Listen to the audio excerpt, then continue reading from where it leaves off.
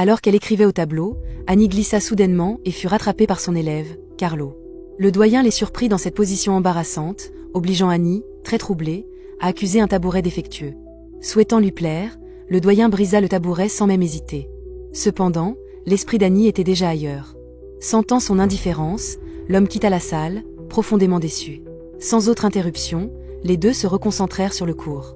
Il faut dire que Carlo était un élève exceptionnellement doué, et très vite, il réussit à faire rire Annie de bon cœur. 2 heures d'études passèrent en un instant.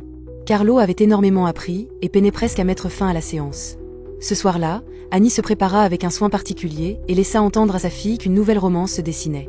Sa fille observa sa mère rayonnante avec admiration. Le lendemain matin, le doyen interrompit Annie sans y être invitée. Elle lui demanda fermement de partir afin d'éviter toute distraction pendant son cours.